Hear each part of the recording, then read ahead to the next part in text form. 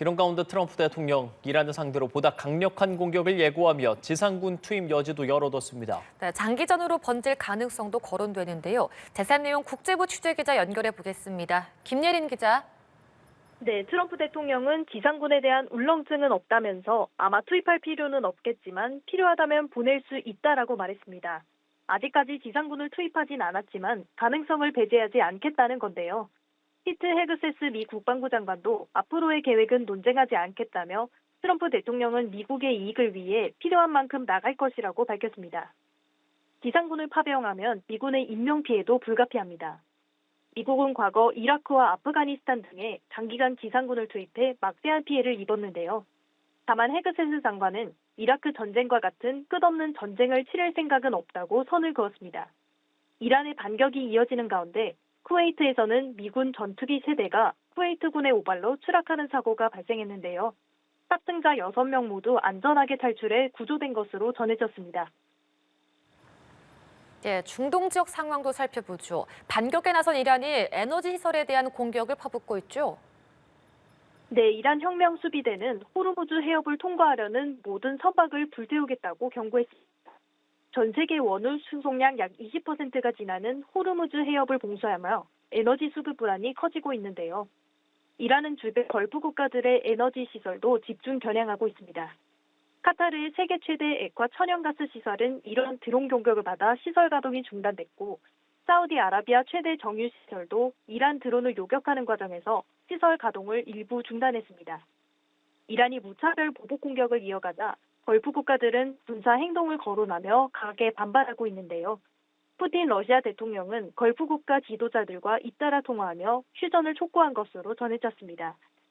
라파엘 그로시 국제 원자력기구 사무총장은 지금까지 이란이나 다른 국가에서 핵시설이 공격받은 징후는 없다고 밝혔는데요. 다만 방사능 누출 사고 우려가 큰 만큼 군사작전 자제를 촉구했습니다. 중동 하늘길이 사흘째 마비된 가운데 에티하드 항공과 에미레이트 항공 등 일부 항공사들은 운항을 부분적으로 재개하고 있습니다. 지금까지 국제부에서 전해드렸습니다. 미군의 공습에 반격에 나선 이란은 호르무즈 해협 봉쇄를 시도하며 에너지 시장을 겨냥한 공격을 퍼붓고 있습니다. 단 한 방울의 석유도 빠져나갈 수 없다며 위협 수위를 높이고 있는데요. 보도에 김혜린 기자입니다. 이란 혁명 수비대는 호르무즈 해협을 통과하려는 모든 선박을 불태우겠다고 경고했습니다. 대체 경로인 송유관도 공격 대상이라며 단 한 방울의 석유도 빠져나가지 못하게 할 것이라고 위협했습니다. 에너지 시장을 겨냥한 압박 수위를 더욱 끌어올리는 겁니다.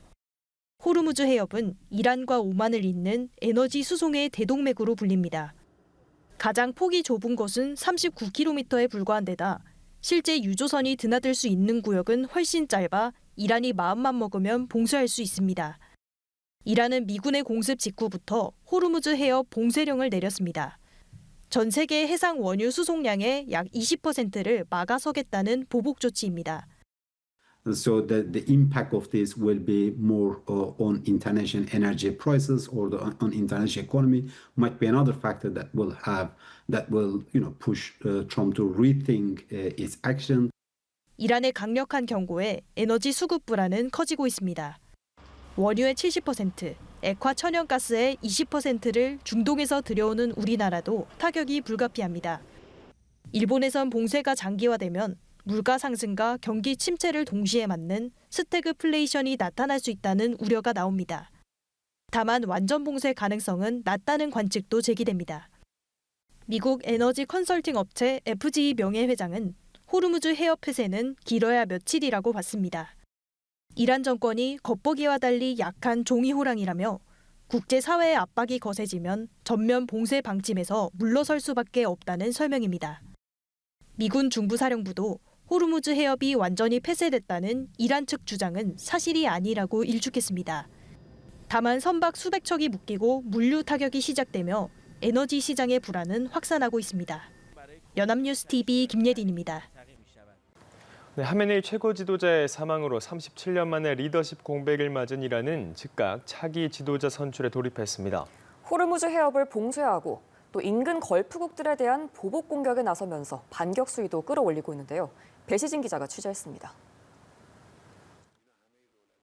하메네이 최고 지도자 사망으로 37년 만에 리더십 공백을 맞은 이란은 곧바로 다음 최고 지도자 선출에 돌입했습니다. 페제스키안 대통령을 포함한 3인 체제의 임시 지도자위원회가 구성됐는데 이들이 차기 지도자 선출 전까지 최고 지도자 임무를 대행합니다. نکته سوم این است که طبق قانون اساسی برای آینده ایران در شرایط فقدان رهبری فکر شده و به زودی شورای موقت رهبری تشکیل خواهد شد. 차기 실권자로 유력하게 거론되는 인물은 군부와 정보기관 내에서 막강한 영향력을 쥐고 있는 하메네이의 차남 모즈타바 하메네이입니다. 안보 책임자인 라리자니 최고국가안보회의 사무총장과 헌법수호위원회 위원인 알리레자 아라피 등도 후보로 거론되는 것으로 알려졌습니다. 최고 지도자는 88명의 고위 성직자로 구성된 전문가 회의에서 선출되는데 이란 당국은 하루 이틀 내 지도자가 선출될 것이라고 밝혔습니다. 권력 공백 수습을 위해 이란은 호르무즈 해협 봉쇄라는 비장의 카드를 꺼내들었습니다. 글로벌 에너지 시장을 압박해 미국과 이스라엘의 추가 공격을 억제하려는 의도로 해석됩니다. 이란은 중동 곳곳의 미군 기지와 이스라엘을 보복 공습하면서 인근 걸프국들도 공격하고 있습니다. 위력은 약하지만 가랑비처럼 지속적인 공격을 통해 미국과 이스라엘의 소모전을 유도해 장기전으로 끌고 가겠다는 전략으로 보입니다. 현재 이란의 실권자인 라리자니는 미국과 협상하지 않을 것이라며 트럼프의 망상적 환상이 지역을 카오스에 빠뜨렸다며 항전 의지를 강조했습니다. 연합뉴스TV 배시진입니다. 이란과 미국, 이스라엘의 전쟁이 소모전 양상으로 빠져들면서 미국 측의 값비싼 무기 재고가 빠르게 고갈되고 있는 걸로 나타났습니다. 블룸버그 통신은 현지 시간 2일 이란제 샤헤드 136 일회용 자폭 드론과 소형 순항 미사일이 중동 전역의 주요 목표물을 계속해서 타격하고 있다고 보도했습니다. 이에 맞서 미국은 패트리엇 방공 미사일로 요격에 나섰는데 $2만 달러짜리 드론을 격추하기 위해 $400만 달러에 달하는 요격 미사일이 사용되며 핵심 자원이 고갈되는 딜레마 상황에 빠졌습니다. 블룸버그는 이 소모전에서 더 오래 버티는 쪽이 전쟁에서 우위를 점하게 될 전망이라고 보도했습니다. 마코 루비오 미 국무장관이 이란에 대한 미군의 더 강력한 군사작전이 남아있다고 경고했습니다. 루비오 장관은 현지 시간 2일 미군의 가장 센 공격은 아직 오지 않았다며 다음 단계는 이란에 훨씬 더 고통스러울 것이라고 밝혔습니다. 트럼프 대통령이 지상군 투입 가능성을 열어둔 가운데 루비오 장관은 현재 지상 침공에 나설 태세는 아니라며 단기간 내에 이뤄질 가능성은 낮게 봤습니다. 미국과 이스라엘의 이란에 대한 공습이 이어지고 있는 가운데 트럼프 대통령은 필요하다면 이란의 지상군도 파견할 수 있다라는 입장을 시사했습니다. 이란 공습에 군사 자산을 대거 동원한 미국은 해상과 공중에서 이란을 압도적으로 공격했다고 전하고 있습니다. 한편 이란으로부터 공격받은 걸프 국가들은 이란을 강력히 비난하며 군사적으로 나설 수 있다고 경고했는데요. 관련 내용들 양욱 아산정책연구원 연구위원과 함께 이야기 나눠보겠습니다. 어서 오십시오. 예, 안녕하십니까. 예, 안녕하십니까. 중동 긴장이 계속되고 있습니다. 트럼프 대통령이 언론과의 인터뷰에서 지상군 투입 가능성까지 시사를 했는데 모든 목표를 달성할 때까지 공격을 계속하겠다고 했습니다. 모든 목표, 어떤 걸 말하는 겁니까? 일단 목표를 크게 한 두 가지로 나눠볼게요. 군사적 목표와 정치적 목표 이렇게 나눠볼 수 있겠습니다. 일단 군사적 목표는요. 가장 핵심 중에 핵심은 역시 이란의 핵 보유를 막는 게 이게 가장 핵심 목표가 될 겁니다. 예. 사실은 그래서 뭐 이란의 핵 시설들, 핵 물질, 핵 관련 지휘 체계 이거 지금 계속적으로 공격 대상이 되고 있고요. 이거 미 국방부가 가장 앞서 내세운 목표 중에 하나가 됩니다. 자, 두 번째 군사적 목표는요. 미사일과 드론 같은 이런 보복 수단들을 거의 약화시키는 거. 그래서 이란의 미사일 역량, 타격 역량을 분쇄하는 거. 이게 목표가 될 겁니다. 그래서 지금 뭐 발사대나 미사일 저장고 지휘 통제 시설, 방공망들 그렇게 공격을 하고 있고요. 자, 세 번째 군사적 목표는 이란 해군을 괴멸시키는 겁니다. 아시다시피 지금 가장 큰 위협 중에 하나는 이란이 호르무즈 해협을 봉쇄하는 게 될 것이고요. 그렇다면은 이런 이란 해군의 능력을 완전히 부정하는 것이야말로 미국이 할 굉장히 중요한 일 중에 하나가 되는 겁니다. 자, 요거 한 세 가지 정도가 군사적 목표가 되겠고요. 자, 그럼 정치적 목표는 뭐냐? 궁극적으로는 레짐 체인지일 겁니다. 그런데 이 레짐 체인지를 하는 방식이 과거에 미국 정부 같은 경우는 굉장히 어떻게 보면 좀 강압적이었죠. 실제 이제 지상군이 진입해 들어가서 정권을 바꾼다거나, 그러니까 아프가니스탄이 그랬고요, 이라크가 그랬는데 그 결과가 어땠습니까? 다 실패했죠, 사실은. 그래서 이것을 누구보다 트럼프가 잘 알고 있기 때문에, 그리고 그것을 계속 비판해 왔기 때문에 가급적이면 지상군에 함부로 투입하는 것들은 삼가고, 왜냐하면 지상군이 그 나라의 땅을 밟는 순간 이 침략군이 되는 겁니다. 해방군이 아니라. 그래서 이제 이런 부분들을 최대한 피하면서, 자, 그럼 이 상태에서 할 수 있는 게 뭐가 있을까? 최대한 이 미국의 적대적인 지도부들을 계속 경멸하는 겁니다. 그러니까 뭐 이번에 그 하마네이도 제거를 했습니다만은요, 계속적으로 만약에 차기 지도자가 미국에게 적대적인 인원이 계속 됐을 경우는 계속 제거해 나가면서, 그래서 소위 그 혁명 수비대와 그다음에 굉장히 강경파 이 뭐랄까 종교 지도자들, 자, 이 결합을 붕괴시키는 게 목적이라고 볼 수 있겠고요. 그래서 정권의 결심 구조를 약화시키고 최소한 현 상황에 굴복시키는 것을 굴복을 유도하는 것이 아마도 목표가 아닐까, 이렇게 생각이 됩니다. 목표만 들었을 때 이게 과연 짧게 끝날 수 있는 전쟁인가라는 생각이 드는데, 마침 트럼프 대통령이 이런 이야기 했습니다. 한 달 정도 예상하긴 했지만 우리는 더 오래 지속할 능력도 있다, 이렇게 얘기를 했거든요. 그 말은 지금 말씀하신 이 목표 다 할 때까지 우린 장기화될 가능성도 열어두고 있다, 이렇게도 볼 수 있겠습니까? 그렇죠. 그러니까 기본적으로는요, 저는 그 발언 자체가 장기화 가능성을 꺼낸 것 자체가, 이것도 미국의 정치적 의지는 굉장히 뚜렷하다. 그렇기 때문에 이란 너희가 굴복을 하고 우리하고 협상을 임해라 라고 하는 그 메시지에 더 가깝다고 생각을 합니다. 기본적으로 트럼프는 장기전을 싫어하겠죠, 당연히. 왜냐하면 결국 엄청난 비용을 소모할 수밖에 없는 일이기 때문에. 그래서 지금 현재로서는 뭐 원거리 정밀 타격, 그다음에 뭐 제재, 혹은 뭐 심리전, 뭐 제한적 특수작전, 자, 이런 것을 통해서 지금 해왔고요. 근데 앞으로 지속해 나간다고 하더라도 이 범위에서 크게 벗어나지는 않을 거란 겁니다.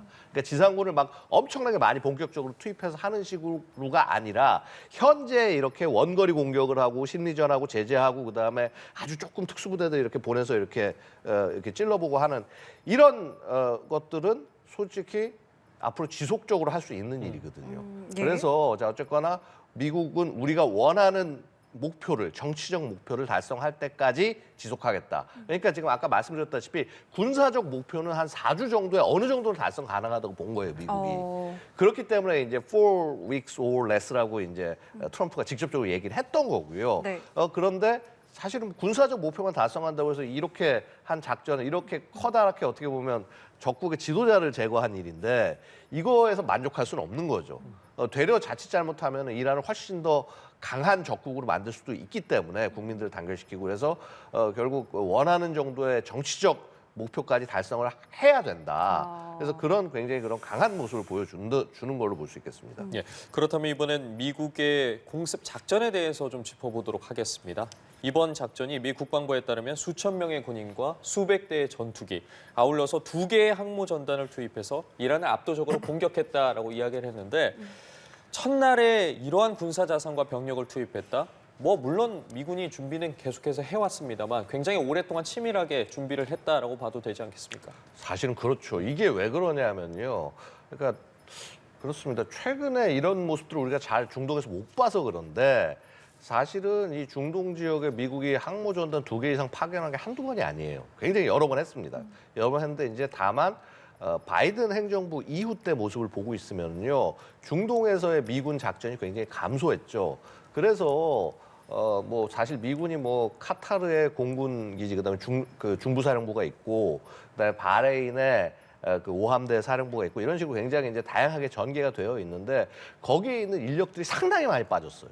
그러니까 미군의 뭐 예를 들어서 미사일 방어 자산 이런 것들도 바이든 행정부 시절 굉장히 많이 그 미 본토로 빠져나가고요. 중국에 대항한다고 그래서 그래서 사실 그런 것들이 굉장히 그 중동 국가들이 미국과 사이가 안 좋게 된 중요한 원인이 되기도 했었고, 자 그랬는데 자 그렇게 중동 지역에서 굉장히 어떻게 보면 이렇게 줄어들었던 미군 전력을 다시 보강을 해서 전쟁 수준을 끌고 갈 수 있게 하려면은요, 이거 1, 2주 해서 될 일이 아닙니다. 이미 한 수개월 전부터 준비를 한 일이다.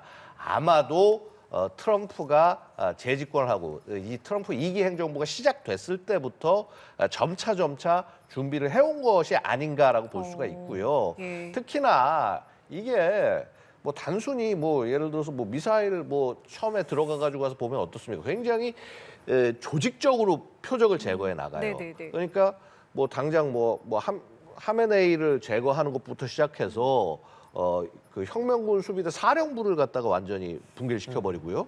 그다음에 여러 핵시설들, 뭐 여러 가지 공군기지들 차례차례 제압해 나가는데 이게 사실 굉장히 잘 짜여진 작계에 의해서 된 거고, 우리가 작계 하나를 준비하는 데만 해도요, 작전 계획을 아무리 급하게 준비해도 3개월 걸립니다. 2개월, 3개월 걸립니다. 그러니까 이거는 굉장히 오랜 기간 동안, 자 2개월, 3개월 동안 준비를 하면서 거기뿐만 아니라 정보들을 열심히 수집을 한 것들을 모아가지고 해서 결합을 해야 되고, 그다음에 타격 직전 정도에서 이 정보를 업데이트해야 그렇죠. 되고. 게다가 지금 이스라엘이랑도 같이 했잖아요. 그렇죠. 그러니까 이게 미국 혼자서 하는 것만 해도 쉽지 않은데 이걸 이스라엘과 같이 해서 또 심지어는 굉장히 분업을 해서 한 거예요. 예. 그러니까 이게 지금 보고 있으면 뭐냐면요.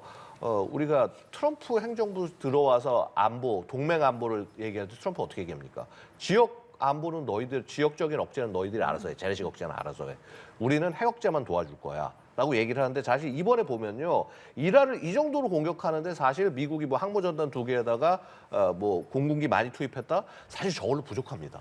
더 많은 병력이 갔어야 돼요. 그럼에도 불구하고 어떻게 저렇게 대대적 공격이 가능했냐? 왜냐하면 사실은 미국만큼이나 이스라엘이 자기 공군력을 전부 쏟아부어서 들어갔기 때문에 이게 가능했던 거고, 자 어찌 보면은 이렇게 미국이 주도했다라고는 하지만은 이스라엘한테 이만큼이나 맡겨가면서 작전을 한 이런 식의 작전 사례는 그닥 많지가 않습니다. 이거는 거의 이스라엘을 거의 동등한 수준에 갖다 놓고 작전을 한 거라고 볼 수 있거든요. 그래서 우리가 뭐 한미 연합 체계 얘기를 하지만은요, 그거 이상의, 그거 우리가 상상하는 그 이상의 그 시너지를 가지고 작전을 한 모습이다. 저는 되려 그렇게 보입니다.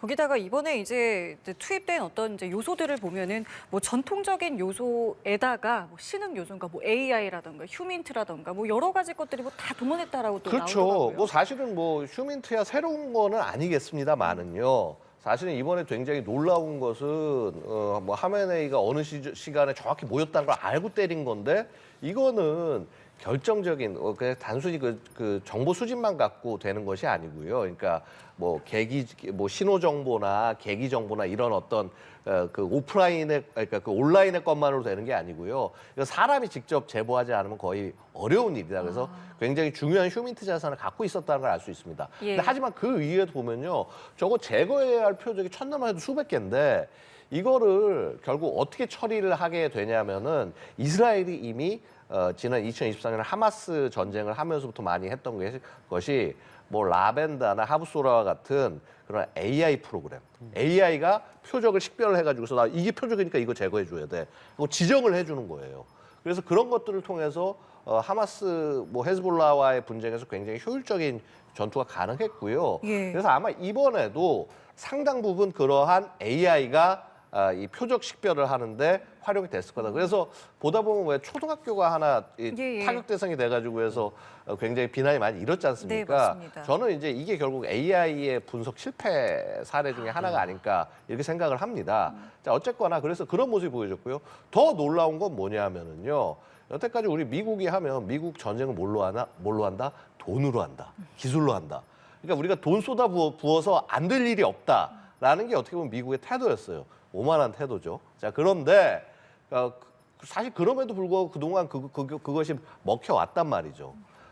근데 하지만 이제 2022년 러시아 우크라이나 전쟁을 보면서 우리가 하나 배운 게 뭐냐면, 야, 우크라이나 같이 인력이 적고 혹은 돈이 없는 나라도 잘 어떤 저가지만 효율적인 무기 체계를 활용하면 전쟁을 버텨나갈 수 있다. 즉 드론이 그래서 엄청나게 활용되는 모습을 봤단 말입니다. 예, 맞습니다. 그리고 심지어는 우크라이나가 잤으니까 러시아도 쫓아오면서 활용을 했어요. 자, 미국도 이거 보고 그때부터 굉장히 많이 깨달은 겁니다. 아, 이게 전쟁이라는 게 가성비란 측면 절대 무시하면 안 된다. 그래서 자, 이번에 활용됐던 무기 체계들 중에서 굉장히 대표적인 루카스라고 하는 무인 드론이 있어요. 자폭 드론입니다. 근데 이 루카스라는 드론 지금 화면 나온 저건데 저 루카스 드론이 생긴 게 보면은 저 어디서 많이 보신 것 같죠? 저 뭐냐면 그 러시아 우크라이나 전쟁에서 러시아가 우크라이나 공격할 때 사용한 샤헤드 136 그거 똑같이 생겼습니다. 그거를 미국이 그대로 어떻게 보면 카피를 해서 루카스라는 드론을 만들었어요. 루카스가 뭐 해준 말이냐면 로우 코스트 언맨드 컴뱃 어택 시스템. 그래서 이제 루카스 드론인데 저 뭐 그럼 저게 어느 정도길래 로우 코스트냐? 대당 5천만 원이에요. 5천만 원이면 그래도 우리 중형차 한 대 값인데 비싼 거 아니야? 근데 일단 미군 입장에서 저거 엄청나게 싼 자산입니다. 군사 자산이니까요. 군사 자산이니까요. 예. 자, 왜냐하면은 저 루카스 드론 혹은 저 원형일대 샤헤드 136 같은 게 사거리가 한 1,000km 정도 된단 말이죠. 1,000km 정도 돼서 목표를 타격하는데 약간 순항 미사일하고 비슷한 거예요. 저게 저가 순항 미사일이라고 생각하시면 돼요. 근데 미국이 쓰는 대표적 순항 미사일 엄청 비싼 거 있죠. 토마호크라고. 많이 들어보셨죠? 네. 토마호크 한 발 가격이 20억입니다. 저가죠, 저게 당연히. 그렇네요. 예. 그래서 예를 들어서 토마호크 한 발 쏠게 저게 40개 정도가 쓸 수 있는 거죠. 그러니까 이 사용을 어떤 식으로 하게 되냐면 저렇게 저가의 이 가성비 높은 자폭 드론들을 계속 보내는 거예요. 보내면은 일부는 요격 당하고 일부는 공격을 하겠죠. 자, 요격 당하는 게 왜 중요하냐면 요격을 하느라고 상대방은 요격에 필요한 미사일이라든가 포탄을 다 썼을 거 아니에요. 그쵸. 그럼 재장전할 때까지 시간이 걸릴 거 아닙니까? 예. 다시 준비할 때까지. 그 사이에 정말 중요한 이제 토마호크 같은 걸로 해서 정확하게 목표를 제거를 해버리는 거예요. 이게 사실은 지금 미국이 쓴 이 방식이 러시아나 우크라이나가 실제 지금 러우 전쟁 때 활용하고 있는 그런 방법이란 말입니다. 그래서 이제 미국도 이제 이러한 방법들을 전쟁에 적용하기 시작했구나라는 것을 알 수 있는 거죠. 그만큼 전쟁의 양상이 바뀌었다라는 부분을 이번 작전을 통해서도 확인할 수가 있었는데 이란도 반격을 이어갔습니다. 그리고 쿠웨이트에서 미군 전투기 세대가 쿠웨이트군의 오발로 추락하는 사고도 발생을 했는데 탑승자는 6명 모두 안전하게 탈출해서 구조가 됐는데 이건 또 어떤 상황이었던 겁니까? 그러니까 이게 결국은 이제 그런 거죠. 지금 전쟁이란 게 원래 혼돈의 연속입니다. 이게 보면은 사실 우리 미군이 특히 이제 걸프전 이후에 1991년 걸프전 이후에 보면은 희생이 거의 없는 전쟁을 하고 있어요. 굉장히 엄청난 기술적 우위에 바탕에서 그런 전쟁을 하고 있는데 예. 그때도 보면 걸프전 때 가장 놀라운 희생 중에 하나는 아군에 의한 오폭이었습니다. 그러니까 그 아군끼리 서로 식별이 안 돼가지고 죽고 하는 일들이 훨씬 더 클 수 있다라는 거죠. 예. 이번에도 사실은 그런 모습이 드러난 거라고 볼 수 있겠습니다. 그러니까 이란 공격을 하고 이제 아마도 귀환하던 기체이지 않을까 싶은데 기체가 들어오는 걸 보고 쿠웨이트 쪽에서는 이거 적긴가 싶어가지고 해서 미사일을 쐈겠죠. 그 페이트리어트 팩3 미사일로 알고 있습니다만 아마 추정이 됩니다만 그러니까 이거는 뭐냐면 서로 이렇게 어떻게 보면 동맹 간의 통신이 잘 안 된 거예요.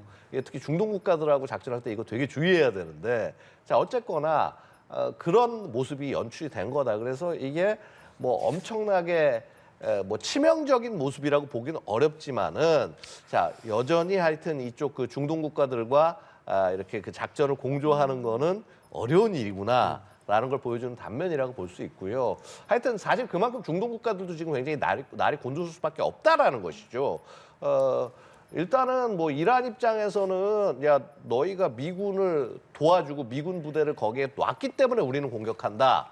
그래서 니들이 그게 싫으면 미군을 내보내라. 어떤 반미 어떤 그런 그 구도를 프레임을 만들려고 공격을 한 거지만은요. 이게 결국 자국의 민간인들에게 피해가 가고 그다음에 심지어 그걸 뛰어넘어서 자국의 경제에 영향을 미치고 지금 보다 보면 뭐 카타르나 뭐 이런 쪽에 지금 이제 정유시설 공격을 하기 시작했지 않습니까? 예. 그래서 자 이렇게 되면은 이제는 어떻게 되냐면 이 중동 국가들이 야 이제 더 이상 이거 우리 못 참는다. 이제 너희 원점 우리 타격할 수 있다. 자 이렇게 여론이 되려 바뀌어 나가는 거죠. 그러니까 지금 사실은 이란은 어떻게 보면 되게 좀 현명한 판단을 못 하고 있고 저렇게 무차별로 주변국을 공격하는 것 자체가 어떻게 보면 정권의 자폭 버튼을 누르는 것이 아닌가. 뭐 저는 그렇게 생각을 하고 있습니다.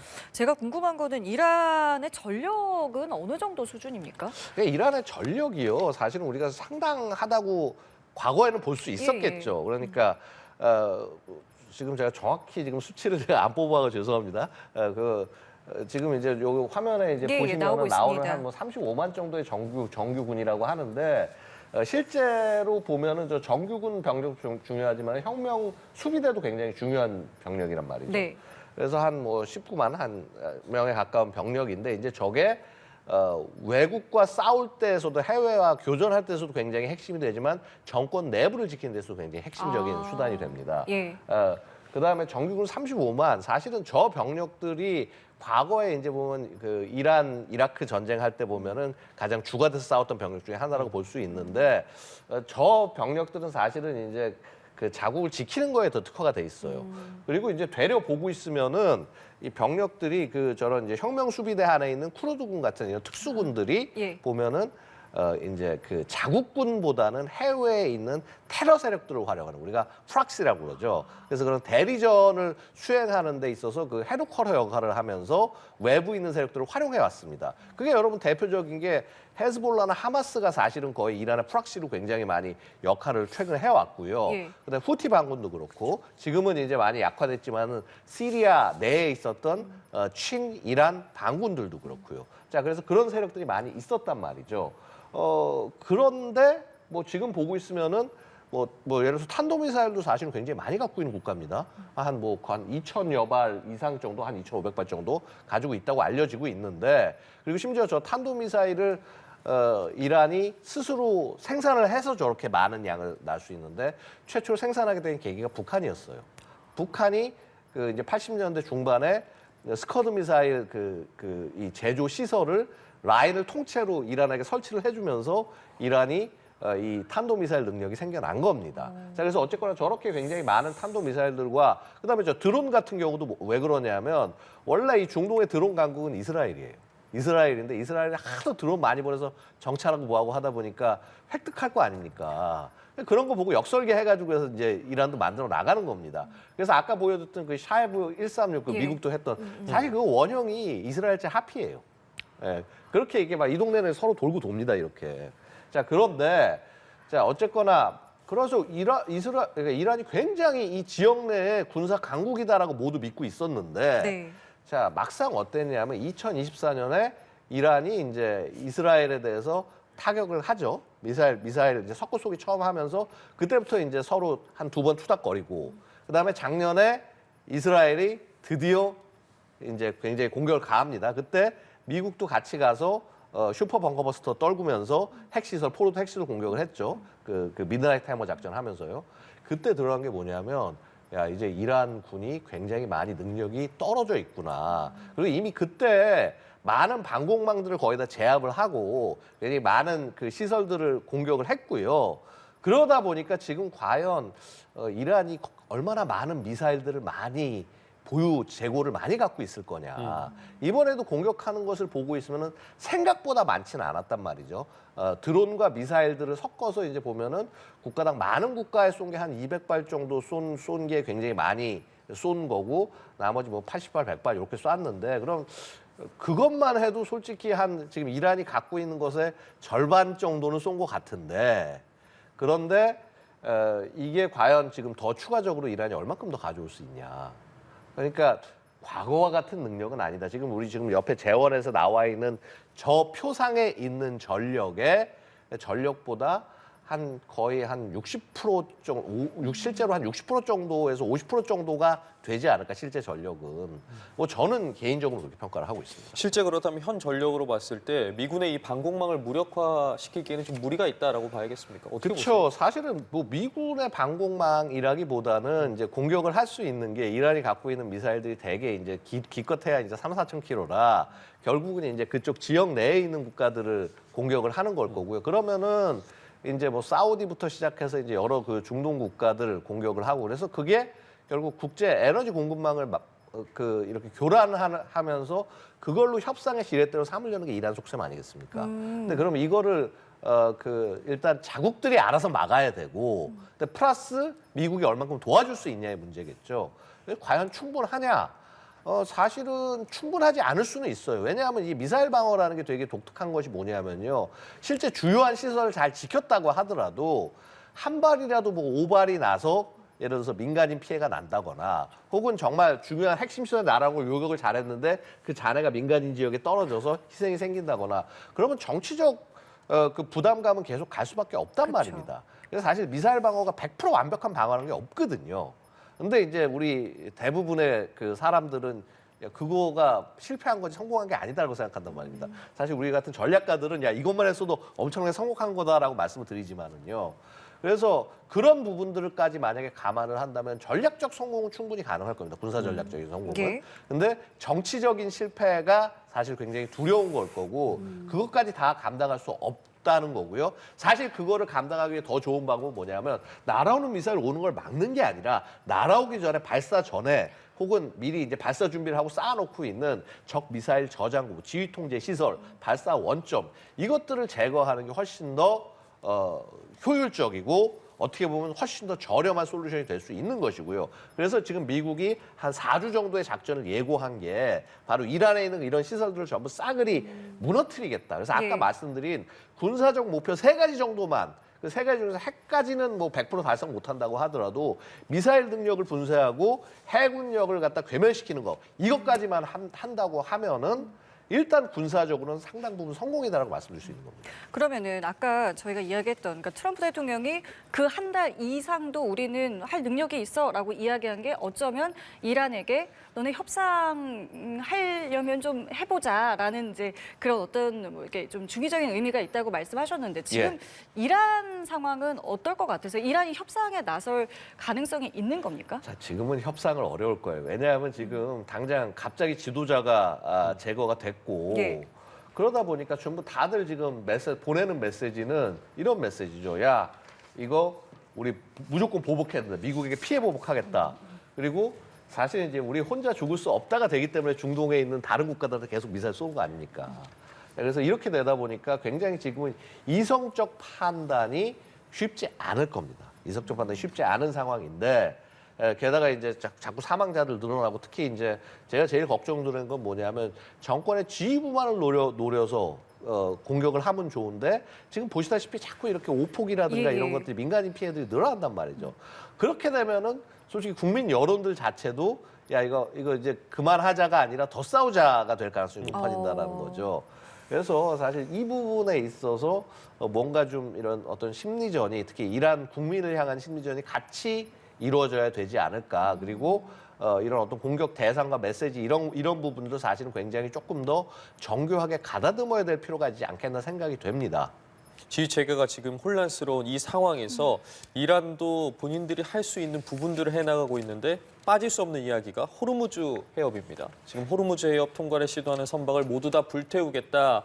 위협을 하고 있는데 중동에서 굉장히 높아질 때마다 이런 이야기가 계속되는데 이번은 좀 상황이 달라 보이기도 합니다. 어떻게 보고 계십니까? 그러니까 사실은요. 그러니까 우리 호르무즈 해협 봉쇄 얘기는 계속 나오는데 그럼에도 불구하고 쉽게 하지 못하는 것은 이거는 사실 정권 자살 카드라고 말씀드릴 수가 있어요.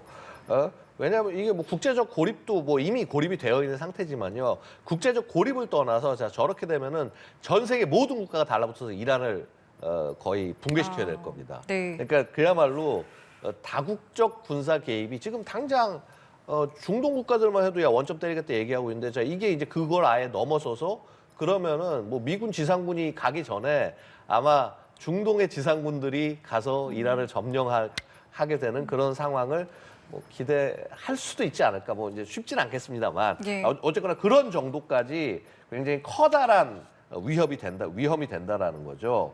그래서 근데 이제 이란이 그럼 과연 그렇게 전면 봉쇄로 갈 거냐? 현실적으로 가능하지도 않아요, 능력상. 근데 하지만 할 수 있는 건 뭐냐면 완전 봉쇄가 아니라 부분적인 교란이라면 이란이 충분히 할 수 있습니다. 뭐 길에 띄우고 드론 가지고 공격하고 유조선을 위협하고 그래서 사실 그런 게 위협이 존재한다는 것만 갖고도 어떻게 되냐면 저쪽 지역에 지나가는 선박들의 보험료가 올라갑니다. 운임이 올라갑니다.